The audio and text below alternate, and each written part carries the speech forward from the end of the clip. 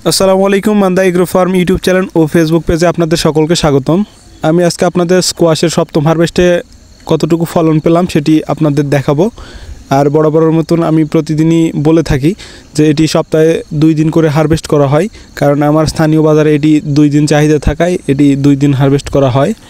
আর এর ফলন মোটামুটি ভালো হয়, সপ্তাহে 50-60 পিস প্রতি 2 দিন ওঠানো হয়। সেই ক্ষেত্রে দেখা যায় যে 100 পিস 120 পিস ফলন পাওয়া যায় 100 পিস গাছ থেকে।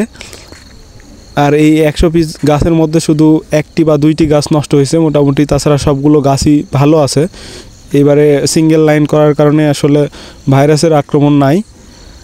আর এগুলোর বাজার চাহিদা আসলে কম থাকার কারণে আমি বেশি জমিতে চাষ করি না। অনেকে মনে করেন যে এগুলো বেশি জমিতে চাষ করলে হয়তো বেশি বিক্রি করা যাবে। আসলে এগুলোর বাজার চাহিদা তুলনামূলক অনেক কম, যার কারণে বাহিরে তেমন চাহিদা নাই। স্থানীয় বাজারে হালকা কিছু চাহিদা, সেটি আসলে অল্প হলে ভালো হয়।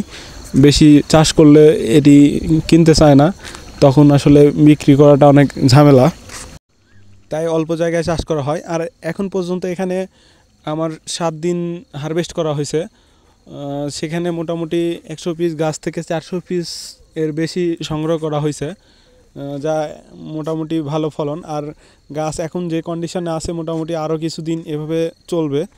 তো দেখুন ফলের সাইজ কালার মোটামুটি ভালো, যদি একটু বড় হয়েছে 700-800 গ্রাম হয়ে গেছে, 2-1টা হয়তো 1 কেজি পার হয়েছে বা 1 কেজির মতন হয়েছে।